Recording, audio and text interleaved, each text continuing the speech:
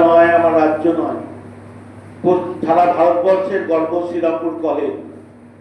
এশিয়ার মধ্যে প্রথম এই শ্রীরামপুর কলেজ আমাদের কাছে একটা ঐতিহ্য, আমাদের কাছে একটা গর্ব। সেই শ্রীরামপুর কলেজে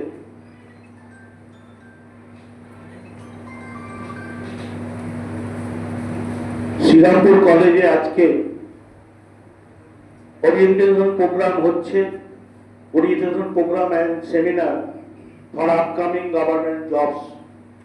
তার আজকে শ্রীরামপুর কলেজের পক্ষ থেকে উদ্যোগ দিয়েছে, আমরা পাশে আছি।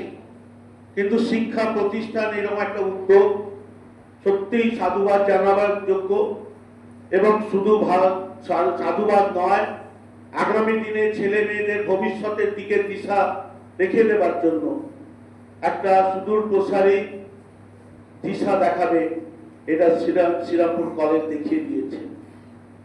আজকের এই অনুষ্ঠানে আমাদের মধ্যে উপস্থিত আছেন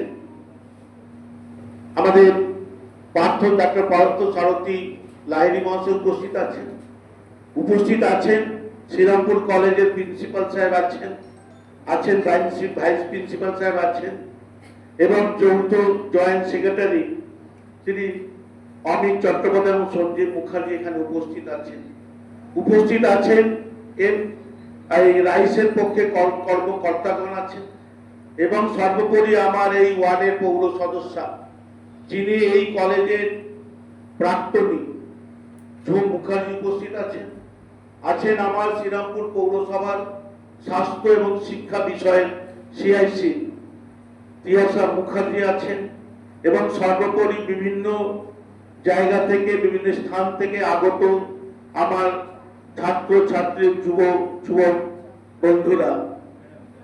আমরা তো জানি রবীন্দ্রনাথ ঠাকুরের যে দিশা ছিল, শিক্ষাটাকে অনেক জায়গায় অয়ন করেছিলেন, এগিয়ে গেছিলেন, তার কিন্তু পেছনটা ছিল না। কিন্তু বর্তমানে আজ সামাজিক ব্যবস্থায় প্রত্যেকে চায় শিক্ষার দুটো পাঠ, একটা শিক্ষা হয়ে শিক্ষা গ্রহণ করে মানুষের মতন মানুষ হবো, শিক্ষা লাভ করবো কি করে, সমাজে থাকবো কি করে, জানতে চাইবো, শিখতে চাইবো, এইটাই তো শিক্ষা। তার পরবর্তীকালেও আমাদের এই আর্থ সামাজিক ব্যবস্থায় রোজগারের প্রয়োজন আছে, চিন্তা আছে। তাই আজকে অনেকে হতাশার মধ্যে ভোগেন, শিক্ষা করে লাভ কি হবে, চাকরি তো পাবো না।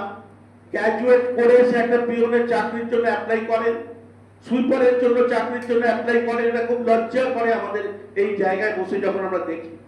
কিন্তু আমি মনে করি শিক্ষাটাকে যদি ঠিক মতো আপনার শিক্ষার জায়গায় দিতে পারেন, শিক্ষার প্রথমে কি চাকরি হবে কি হবে না পরের কথা, বা শিক্ষাটাকে শিক্ষার জায়গায় নিয়ে যেতে হবে, মনোনিবেশটা করতে হবে। আমাকে ওই এমএ পৌঁছতে হবে, ওই এমএ পৌঁছে গেলে নিশ্চয়ই আপনার দিশা খুলে যাবে কোন জায়গায় চাকরি না কোন জায়গায় চাকরি। তার জন্য রাইস আছে, ধোঁয়ার তুলে তারা আমাদের সহযোগিতা করবেন, তারা চাকরি দেবেন, চাকরি পাওয়ার দিশা দেখাবেন, নিশ্চয়ই চাকরি হবে। কিন্তু আমাদের প্রথম থেকে যদি চাকরি চিন্তা করি, তাহলে হয়তো শিক্ষার দিকে বা শেখার দিকে আমাদের সেই মনোনিবেশটা হবে না। তাই সেগুলোকে ছেড়ে প্রথমে শিক্ষাটা নিতে হবে, সেই জায়গায় পৌঁছবার জায়গা নিতে হবে। আমার তো ধন্যবাদ জানিয়ে ছোট করবেন শ্রীরামপুর কলেজকে। একটা যেমন আমি যদি সত্য উদাহরণ দিচ্ছি, আমি একটা প্রোডাক্ট তৈরি করলাম, একটা যে কোনো জিনিস, ধরুন আমি একটা পাপড় তৈরি করলাম, তার জন্য কারিগরি শিক্ষা অনেক কিছু পেলাম, সবকিছু পেলাম, পুঁজিও পেলাম, আমি তৈরি করে দিলাম প্রোডাক্টটা। কিন্তু তৈরি করার পরে পাপড়টা দিয়ে আমি কোথায় যাব? শুধু নিজে তো ভেঙে খাবো না, সেই প্রোডাক্টটাকে বাজারে বিক্রি করে আমাকে কত অর্জন করতে হবে, আমার সংসার চালাতে হবে, কিন্তু মা বাবার জন্য তাকাতে হবে, তারাও মুখের দিকে চেয়ে আছে।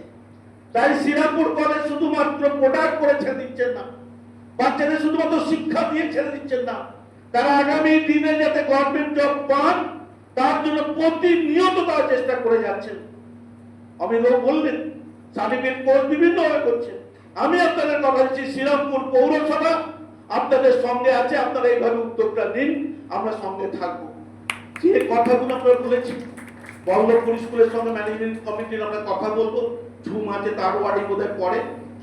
তারপর আমাদের এখানে জলকল হাওড়া ওয়াটার আছে, সেটা হাওড়ার আন্ডারে, সেটাও আমরা চেষ্টা করব। এই দুটো কাজ আমরা নিশ্চয়ই করতে পরবর্তীকালে আপনাদের ভিতরে যে ডেভেলপমেন্টের ব্যাপারটা নিশ্চয়ই আমরা দেখবো। কিন্তু শ্রীরামপুর কলেজে একটা নতুন দিগন্ত দেখিয়েছে, নতুন দিশা দেখিয়েছে। শুধুমাত্র প্রোডাক্ট করে দিলে হবে না, সেই প্রোডাক্ট করে যাতে একটু রোজগার করে জীবিকার ব্যবস্থা হয়, রোজগারের ব্যবস্থা হয়, সেই দিকেও তারা উদ্যোগ নিয়েছেন। আমি তাদেরকে সাধুবাদ জানিয়ে সকল এখানে যারা উপস্থিত আছেন প্রত্যেককে শিক্ষাকর্মী আছে, কর্মচারী, অশিক্ষিত কর্মচারী আছে, প্রত্যেককে আমি আমার পক্ষ থেকে আন্তরিক শুভেচ্ছা অভিনন্দন জানিয়ে এবং আগামী এই বাচ্চা যারা আমাদের সামনে বসে আছে তাদের উজ্জ্বল ভবিষ্যৎকে কামনা করে আমি আমার বক্তব্য শেষ করছি। নমস্কার।